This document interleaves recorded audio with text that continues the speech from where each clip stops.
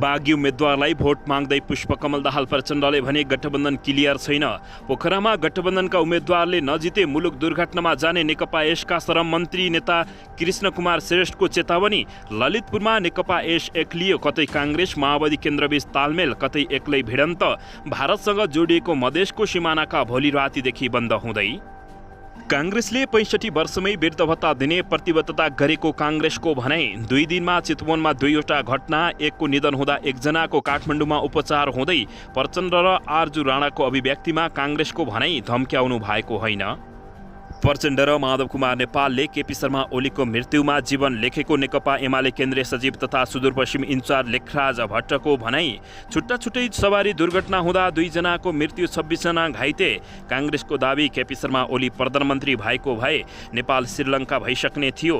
विदेशी फिल्मको दबदबा छिचोल्दै हिट भयो अनमोल केसीको ए मेरो हजुर 4। झरना थापा भन्छिन् नाफामा गइसक्यौँ। दैलेखमा चुनाव प्रसारमा प्रयोग भएको गाडीमा आगजनी। उम्मेद्वारमाथि एमालेद्वारा भएको साङ्गतिक हमलामा राप्रपाद्वारा घोर भर्सना। गठबन्धन क्लियर छैन, काङ्ग्रेसबाट धोका हुन सक्ने माओवादी केन्द्रका अध्यक्ष पुष्पकमल दाहाल प्रचण्डको भनाइ। काठमाडौँको महानगर माओवादी केन्द्रका 3 जना वडा सदस्य र वडा अध्यक्ष उम्मेद्वार नै एमालेमा प्रवेश। देशका विभिन्न स्थानमा 6 जना मृत अवस्थामा फेला। भरतपुरमा धारी र हतियार प्रहार गरी काङ्ग्रेसका अनिल परिवारको हत्या। अनिल परिवारको हत्याको विरोधमा सवारी साधन तोडफोड। रागाले हानेर बाबुको मृत्यु, छोरी भने घाइते। डाक्टर बाबुराम भट्टराईलाई गृहनगर जिताउनै धौधौ। निशानामा उम्मेद्वार, कतै खुकुरी प्रहार, मिठाईमा विष हालेर खुवाइँदै त कतै आत्महत्या। र मलाई भोट नहाल्ने मान्छे नर्कमा जान्छन्, काठमाडौँका मेयर उम्मेद्वार केशव स्थापीको भनाइ। गठबन्धनलाई बहुमतले विजय गराउन अर्थमन्त्री जनार्दन शर्माको अपिल। अब हेर्नुहोस् पुरा समाचार।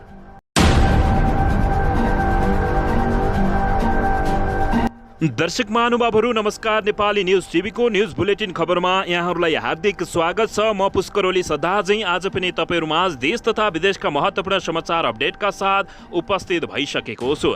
दर्शक महानुभावहरू, तपाईँहरूले हामीलाई कहाँदेखि हेर्दै हुनुहुन्छ नेपाल भए जिल्ला र ठाउँको नाम लेख्नुहोला। यदि विदेशमा हुनुहुन्छ भने आफू रहेको देशको नाम लेख्न पनि नभुल्नुहोला। र हाम्रो च्यानल नेपाली न्युज टिभीलाई अहिलेसम्म पनि सब्स्क्राइब गर्नु भएको छैन भने सब्स्क्राइब गर्नुहोला, साथै सँगै रहेको बेल आइकनलाई दबाउन पनि नभुल्नुहोला। दर्शक महानुभावहरू, हाम्रो मेहनतको लागि एउटा सानो लाइक गरिदिनुहोला। आउनुहोस् दर्शक महानुभावहरू, आजको मुख्य समाचारबाट सुरु गरौँ।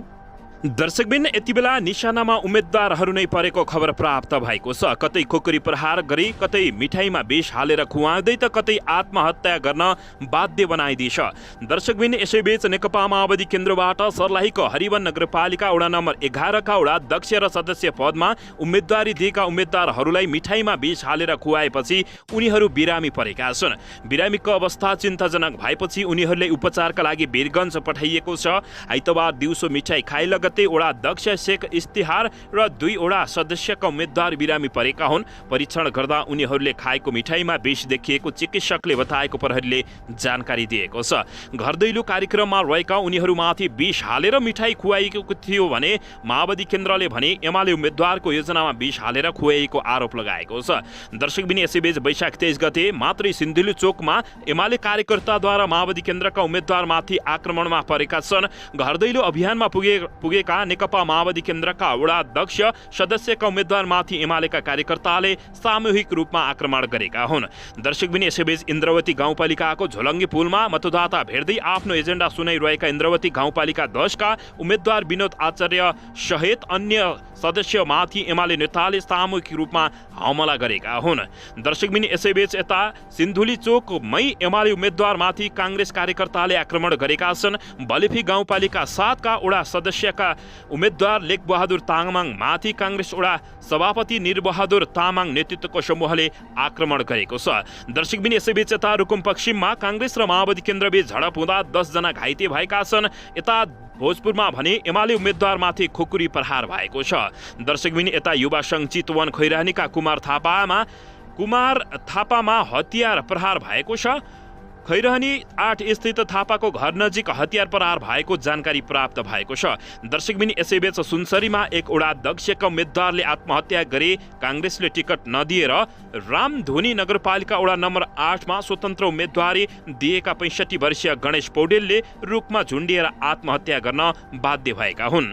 दर्शकबिन यसैबीच निर्वाचनको चहलपहल बढिरहेको बेला उम्मेद्वार लक्षित घटनाक्रमहरू बढ्न थालेका छन्। अर्को राजनीतिक दलबाट साङ्गतिक तथा अज्ञात समूह प्रयोग गरेर यस्ता खालका आक्रमण हुन थालेपछि प्रहरीले सुरक्षा व्यवस्थापन कडा गरेको बताएको छ। दर्शकबिन यसैबीच काठमाडौँ महानगरपालिकाको एमालेका मेयर उम्मेद्वार केशव स्थापीले आफूलाई भोट नहाल्ने नर्कमा पुग्ने अभिव्यक्ति दिएपछि नेपाली जनताहरू आक्रोशित बनेका छन्। सोमबार काठमाडौँको त्रिपुरेश्वर 11 बम्सीघाटमा आयोजित चुनावी कार्यक्रमलाई सम्बोधन गर्दै स्थापीले यस्तो चेतावनी दिएका हुन्। यो ठाउँको असजिलो पर्दा म अगाडि आएको मान्छे हुँ, यहाँ मेरो अधिकार पनि लाग्छ।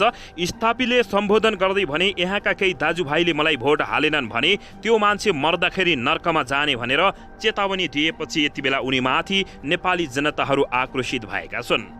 दर्शकबिन यसैबीच नेकपा माओवादी केन्द्रबाट काठमाडौँ महानगरपालिकाका वडा नम्बर 24 का वडा अध्यक्ष उम्मेद्वार राजेन्द्र श्रेष्ठ आफ्नो उम्मेदवारी हापेर एमालेमा प्रवेश गरेका छन्।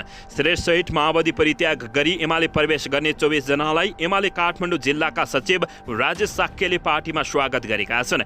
एमाले प्रवेश गरेका श्रेष्ठले माओवादी केन्द्रका अध्यक्ष पुष्पकमल दाहाल प्रचण्डले स्थानीय तह निर्वाचनमा आफ्नो सन्तानलाई जिताउने बाहेक अन्य कार्यकर्ताको संरक्षणमा अलिकति पनि ध्यान नदिएको आरोप लगाएका छन्। श्रेष्ठले भने उम्मेद्वार चयनपछि जिताउने अभियानमा पनि नातावाद कृपावाद मात्रै प्राथमिकताका आधारमा दिएकोले सो पार्टीमा बसिरहनुको औचित्य नभएकोले परित्याग गरेको उनले बताएका छन्। केही दिन अघि मात्रै चितवन पुगेर प्रचण्डले चितवनमा आफ्नो छोरीलाई विजय नगराए देश दुर्घटनामा जाने भन्नुभएको त भयो, तर हामी कार्यकर्तालाई कसरी जिताउने भन्ने सोच नै नदेखिएको उनले बताएका छन्।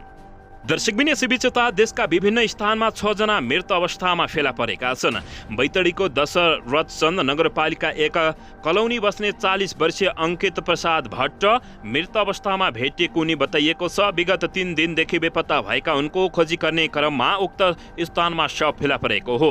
यसैबीच गोर्खाको भीमसेन थापा गाउँपालिका 1 कन्कामा सामुदायिक वनमा सोही गाउँपालिका 4 बस्ने 78 वर्षीय फुलमती सार्की आइतबार मृत अवस्थामा भेटिएकी हुन्। यसैबीच ललितपुरको महाकाल गाउँपालिका 2 मानीखोल बस्ने 45 वर्षीय दीपक भेमजन पनि मृत अवस्थामा भेटिएका छन्।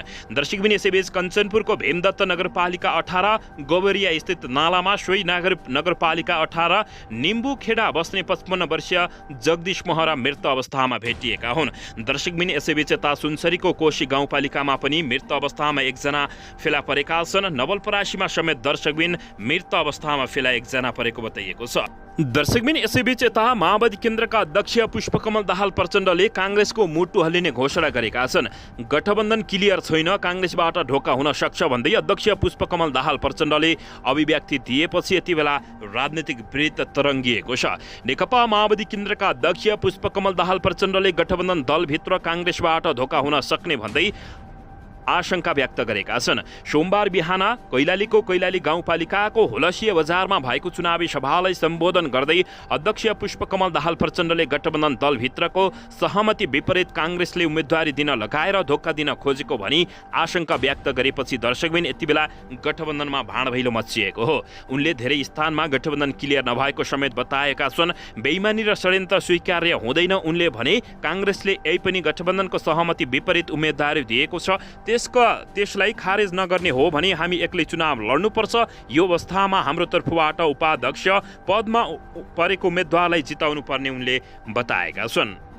दर्शकबिन यसैबीच नेकपा एमालेका केन्द्रीय सचिव तथा सुदूरपश्चिम इन्चार्ज लेखराज भट्टले प्रचण्ड र माधव कुमार नेपालले केपी शर्मा ओलीको मृत्युमा आफ्नो जीवन देखेको आरोप लगाएका छन्। डोटीको जोयाल गाउँपालिकामा चुनावी सभालाई सम्बोधन गर्दै नेता भट्टले आफूले केपी शर्मा ओलीको जीवनमा आफ्नो जीवन देखेको, तर प्रचण्ड र माधव कुमार नेपालले केपी शर्मा ओलीको मृत्युमा आफ्नो जीवन देखेको भन्दै टिप्पणी गरेका छन्। नेकपा माओवादी केन्द्र केन्द्र र नेकपा एमालेको एकीकरणपछि हामीले वाम एकताको सपना देख्यौँ। दुई नेताले वामपन्थी आन्दोलन हाँक्छन् भन्ने सोच्यौँ। हामीले केपी शर्मा ओलीको जीवनमा आफ्नो जीवन देख्यौँ, तर प्रचण्ड र माधव कुमार नेपालले केपी शर्मा ओलीको मृत्युमा आफ्नो जीवन देख्छन्। उनले भने प्रचण्ड र माधव कुमार नेपालले एउटा पार्टीलाई 3 टुक्रा पारेको समेत गम्भीर आरोप लगाएका छन्। दर्शकबिन यसैबीच यता छुट्टा छुट्टै सवारी दुर्घटनामा परेर 2 जनाको मृत्यु भएको छ भने 26 जना घाइते भएका छन्। उदयपुर, कैलाली र सिन्धुलीमा भएको सवारी दुर्घटनामा 2 जनाको मृत्यु भएको छ भने 26 जना घाइते भएका छन्। दर्शकबिन यसैबीच यता भारतसँग जोडिएको मधेसको सिमानाका भोलि रातिदेखि बन्द हुने भएको छ। स्थानीय तहको निर्वाचनका लागि भारतसँग जोडिएको सिमानाका मङ्गलबार रातिदेखि बन्द हुने भएको छ। निर्वाचनको सुरक्षालाई मध्यनजर गर्दै मङ्गलबार राति 12 बजेदेखि भारतसँग जोडिएको मधेस प्रदेशको 8 वटै जिल्लाको सिमानाका बन्द हुन लागेको जानकारी प्राप्त भएको छ। निर्वाचनलाई भय रहित वातावरणमा सम्पन्न गर्नका लागि सिमानाकाहरू बन्द गर्ने निर्णय भएको महोत्तरीका प्रमुख जिल्ला अधिकारी वासुदेव दाहालले जानकारी दिएका छन्। वैशाख 30 मा हुने मतदानका लागि मङ्गलबार राति 12 बजेदेखि शुक्रबार राति 12 बजेसम्मका लागि सिमानाका बन्द हुने महोत्तरीका प्रमुख जिल्ला अधिकारी दाहालले जानकारी दिएका हुन्। दर्शकबिन यसैबीच यता पछिल्लो समय नेताहरूले जनता धम्क्याउने कार्यलाई तीव्रता दिएका छन्। यसैबीच एकीकृत समाजवादीका नेता तथा पूर्व मन्त्री किसान श्रेष्ठले पोखराका मेयर उम्मेद्वार धनराज आचार्यले नजिते मुलुक दुर्घटना पर्ने चेतावनी दिएका छन्। नेकपा माओवादी केन्द्रका अध्यक्ष पुष्पकमल दाहाल प्रचण्डले भरतपुरमा गठबन्धनका उम्मेद्वारले चुनाव नजिते मुलुक दुर्घटनामा पर्ने बताएको केही दिनपछि श्रेष्ठले पोखरामा गठबन्धनका उम्मेद्वारले नजिते मुलुक दुर्घटनामा पर्ने चेतावनी दिएका छन्। पोखरामा गठबन्धनबाट नेकपा एकीकृत समाजवादीका नेता धनराज आचार्य मेयर उम्मेद्वार छन्। आफूले विगतमा आफ्ना अध्यक्षलाई हटाएर शेरबहादुर देउवालाई प्रधानमन्त्री बनाएको स्मरण समेत गर्दै सो क्रममा उनले यस्तो बताएका छन्।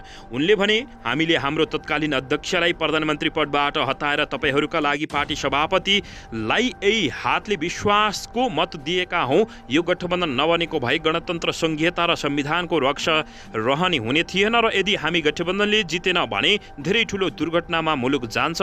त्यसैले जसरी पनि गठबन्धनले जित्नुपर्छ भन्दै उनले चेतावनी दिएका छन्। दर्शकबिन यसैबीच यता सुन्दर बजार नगरपालिका लमजुङ 4 का 44 वर्षीय खुम्बहादुर मौतरीको आफैले पालेको राँगाले हान्दा मृत्यु भएको छ। राँगाले हानेर गम्भीर घाइते भयो। उनको बेसी शहर स्थित जिल्ला अस्पतालमा उपचार हुन नसकेपछि थप उपचारका लागि चितवन मेडिकल कलेज भरतपुरमा लैजाने क्रममा उनको बाटोमा मृत्यु भएको जानकारी दिएको छ। जिल्ला प्रहरी कार्यालयका प्रहरी निरीक्षक जगदीश रेग्मीका अनुसार राँगाले शनिबार खुम्बबहादुरकी 19 वर्षीय छोरी रविनालाई समेत घाइते बनाएको जानकारी प्राप्त भएको छ। राँगालाई पछि गोली हानेर मारिएको समेत प्रहरीले जानकारी दिएको हो। दर्शकबिन यसैबीच यता नेपाली काङ्ग्रेसले केपी शर्मा ओली विरुद्ध काङ्ग्रेस 7 वटा आरोप लगाएको छ। स्थानीय तहको निर्वाचन आउन 4 दिन बाँकी रहँदा प्रमुख दलहरू एक अर्का विरुद्ध आक्रामक भएर प्रस्तुत भइरहेका छन्। सत्ता गठबन्धन प्रमुख प्रतिपक्षी दल नेकपा एमाले विरुद्ध आक्रामक देखिएको छ। गठबन्धनमा आबद्ध दलहरू नेपाली काङ्ग्रेस, नेकपा माओवादी केन्द्र, एकीकृत समाजवादीका सत्ता गठबन्धन एमाले र विशेष गरी अध्यक्ष केपी शर्मा ओली विरुद्ध खनिएका छन्। चुनावी सभामा केपी शर्मा ओलीले गठबन्धनको चर्को आलोचना गरिरहँदा गठबन्धन दलका नेताहरूले एमाले विरुद्ध अभिव्यक्ति दिइरहेका छन्। यसैबीच सत्ताको नेतृत्व गरिरहेको दल नेपाली काङ्ग्रेसले आफ्ना दलले गरेका कामहरूको प्रचार गर्दै केपी शर्मा ओली नेतृत्वको सरकारले गरेको कामको आलोचना गरेको छ। 67 बुँदे अपिल मार्फत एमाले काङ्ग्रेसमाथि दर्जनौं आरोप लगाएर मतदाता रिझाउने प्रयास गरिरहँदा काङ्ग्रेसले पनि एमाले विरुद्ध केपी शर्मा ओली र एमाले विरुद्ध यस्तै आरोप लगाएको छ। काङ्ग्रेसले सञ्चार माध्यमहरूलाई इमेल मार्फत केपी शर्मा ओली सरकारका पालामा भएका नराम्रा काम र भ्रष्टाचारहरूको सूची पठाएको छ।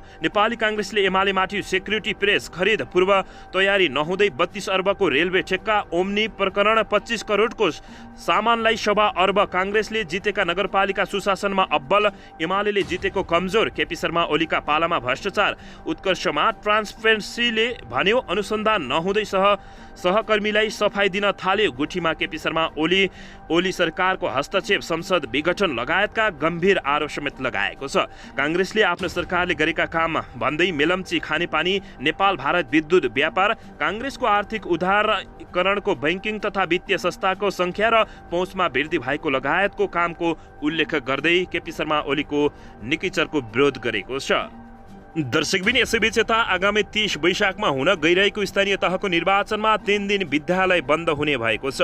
निर्वाचनका लागि मतदान केन्द्र रहेका विद्यालयहरू 28 गतेदेखि 30 गतेसम्म 3 दिन बिदा बन्द हुने भएका हुन्। आगामी 30 वैशाखमा स्थानीय तहको मतदानको दिन तोकिएको छ। मतदान केन्द्रमा मतदानका लागि आवश्यक तयारी गर्नुपर्ने भएकाले पनि 3 दिन बिदा हुने तयारी समेत गरेको जानकारी प्राप्त भएको हो। शिक्षा तथा मानव स्रोत विकास केन्द्रका निर्देशक बसन्त प्रसाद कोइरालाले 28 वैशाखदेखि 30 वैशाखसम्म विद्यालय बन्द हुने जानकारी दिएका छन्।